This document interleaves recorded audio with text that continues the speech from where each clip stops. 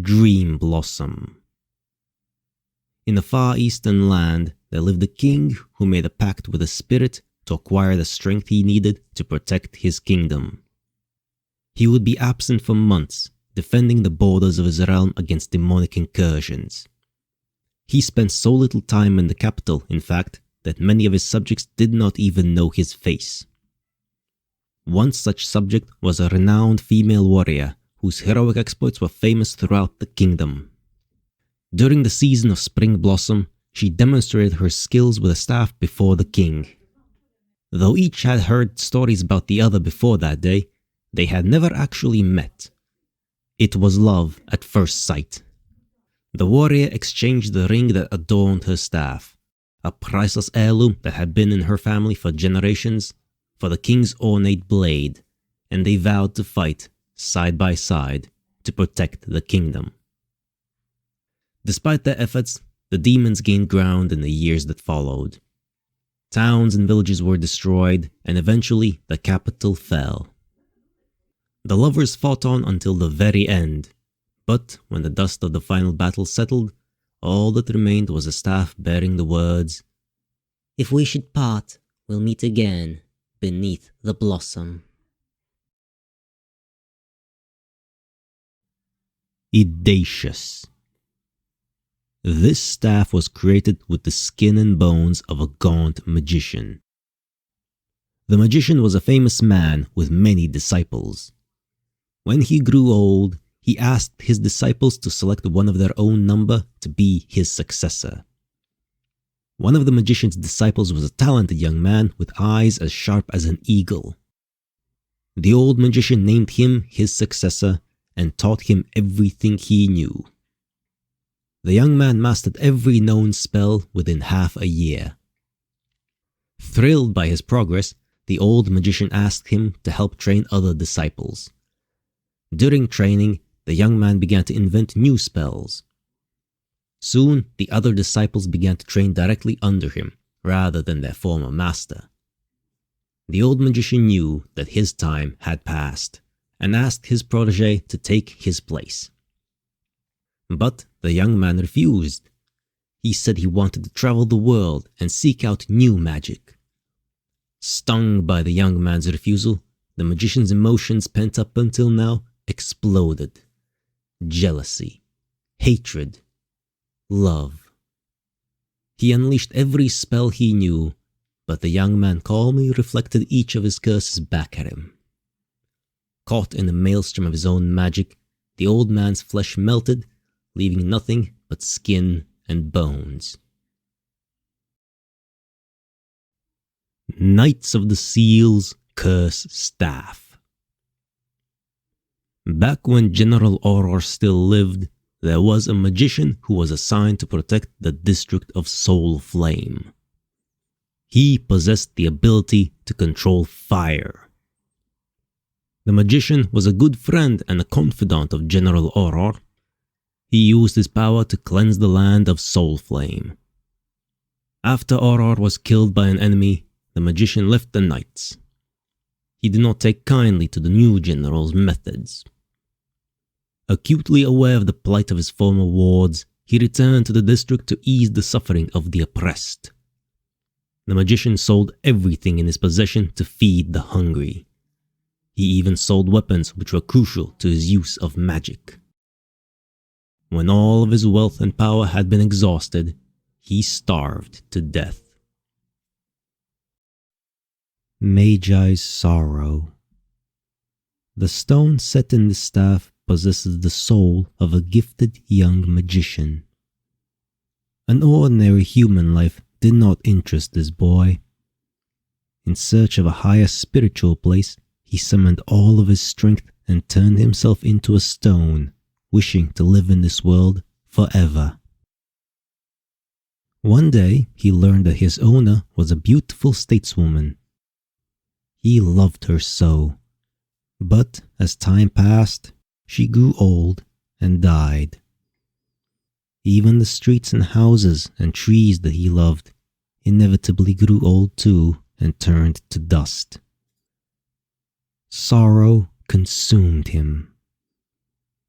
As a stone, the young magician could watch people's happiness as well as their misfortune. But as a stone, he could not share in their joy or lend them a helping hand. All he could do was mourn alone. Will the boy ever be released from the burden of his rashly garnered immortality? Will time heal the wounds of an immortal to whom time is a stranger? Or will you, perhaps, lead him into the light? Monk's Red Staff. Once, a high-ranking priest traveled to the western lands with 3 companions. He was to receive a sacred book. On the way there, he performed acts of charity in the villages he passed through, and his companions cleansed the lands of monsters who threatened the people.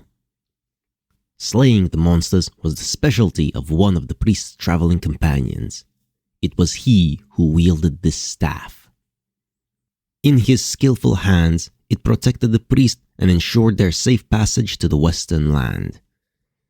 When the party arrived at their destination, the sacred book was placed in the priest's care as promised. With their quest at an end, the priest thanked his companions and honored each of them with a fitting name. Northern Siren. To a tiny pub in a northern port, a pretty young girl visited. Beautiful skin, alluring voice, all the men fell in love. She only carried with her a staff. She said she would sing. Men gathered to see the girl, squeezed into the tiny pub. The girl sang songs of the ocean. The men listened to her voice. They all tried to win her heart, but she would say, "No, not you." 1 month later, a traveler visited the pub where the girl now worked. Innocent eyes, handsome face, his smile was so charming. She knew what she had to do. She told him that he was the one. Next day, the girl left with the boy, leaving only her staff and a letter. The staff was a token of thanks. The letter said, "I am an ocean spirit, and it was time I went home." Men sang, "You could have said." Philosopher's Staff. The magician had no friends. It was not that he disliked people, quite the contrary. Nor was he a bad person to be around, though he could be a little pedantic. Yet anyone who met him seemed to hurry away as soon as they could. The poor man was at a loss to understand why. One day, the magician was struck by a mysterious illness. Fever high, heart pounding, limbs shaking, he could hardly walk. He tried casting spells, but when they didn't help, he took up his favorite staff and headed for the medicine man.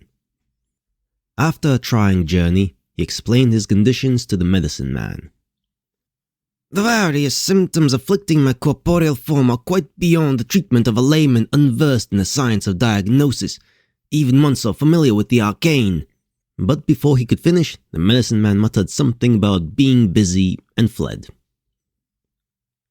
Having failed to obtain any medicine, the magician's conditions worsened and he died.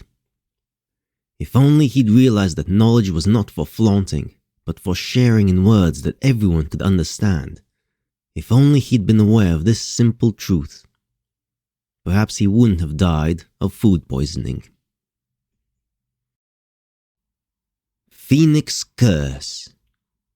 Back when magic flourished, magicians played an integral role on the battlefield. The potency of their magic was derived in large part from the power of their staffs. Indeed, wars were fought over the ownership of powerful staffs, especially the staffs of the ancient magicians, which contained mighty spells long forgotten. At around that time, a magician found a staff buried in some ancient ruins. Though he wasn't especially gifted, Using the staff's power, he was capable of unimaginable feats and soared up through the ranks of his army. Within a year, he sat at the general's right hand. The magician's powers knew no bounds on the battlefield, and he became very influential. Then, one day, an identical staff was found in the same ruins, with hundreds more like it. In a matter of months, every kingdom had acquired one, and the war raged on with renewed ferocity. The magician who wielded the original staff had relied upon its power and neglected to train. The other magicians were different. With their finely honed skills and the power of the staff combined, they easily defeated their lazy counterpart. By the year's end, he had been demoted to the rank of a mere soldier. Obscurity beckoned. Sealstaff. Calamitous Sonnet. A master blacksmith, embittered by the gods' maltreatment of the world, vowed to forge a weapon with which to destroy them. The power of the seal negates the power of the gods, and the seal derives its power from the goddess. So the blacksmith sealed the power of the goddess into his creation. She was a goddess who lived for her depraved love and was fated to die for it. She was a noble goddess. Sealed inside was water, the power to make life. Wisdom. During his journey south, a priest stopped off at a poor, nameless village far from civilization. Though he was famous for his wisdom and could see for 1,000 miles, he was just another traveler to the people of the remote settlement. But nonetheless, the village gave the traveling priest a very warm welcome. Moved by their heartfelt hospitality, he presented them with a staff as a token of his appreciation. The staff held miraculous powers. As the priest watched the villagers' faces light up at the gift, he prayed that their lives would be filled with happiness. However, the villagers gave the staff to a traveler with a bad back. When the priest heard word of this, he realized that the villagers' lives were already as happy as they could be. Their contentment was a greater gift than even his staff. Yaha's staff. A bureaucrat was accused of treachery and executed by his distrustful king. His family followed his fate, but the executioner took pity upon his youngest son. He let the boy go and told the king that the job was done. The bureaucrat's son grew up to be a beautiful young man. He made his living as a thief, stealing goods from the bazaar. Sometimes he would be caught and beaten, but the pain was nothing to him compared to the joy revenge would bring. In time, he used the money he'd saved to bribe his way into a job at the king's castle. The boy's androgynous beauty caught the king's eye right away, and, soon enough, he became one of the king's special companions. Late one night, he decided that the time had finally come to exact vengeance. So he headed to the king's bedchamber armed with his father's staff, an elegant weapon tipped with a deadly blade. However, the king became suspicious when he saw beads of sweat on the boy's brow and called for his guards.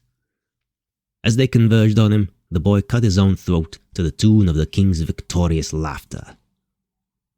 Perhaps it was fate that Lieutenant Yaha, whose own beauty had shaped his twisted destiny, would eventually own this staff. Manah's staff. 18 years ago. The girl stood alone in the dark forest. Abandoned by her mother, her longing to be loved soon turned into madness. The gods, charmed by her insanity, chose her as a tool to rule the world. Her eyes began to glow red in the darkness. The girl with crimson eyes sent the world spiraling into chaos. The sight of the world collapsing soothed her. But the order was restored by a silent man with a sword. He took her on a journey to atone for her sins. Though she tried to look away, he forced her to face the suffering she had caused. One day the man looked up to the sky, and hatred filled his eyes. The girl wondered what had happened to make her captor so angry. Spying her opportunity, she stabbed him with a knife she had hidden in her robe and threw herself into a nearby gorge. Several years later, the girl had lost all memory of her crimes and lived in a poor village. She learned about the Knights of the Seal, who oppressed the villagers. In a strange twist of fate, the girl who brought chaos to the world took up the staff and began to destroy the seals once more.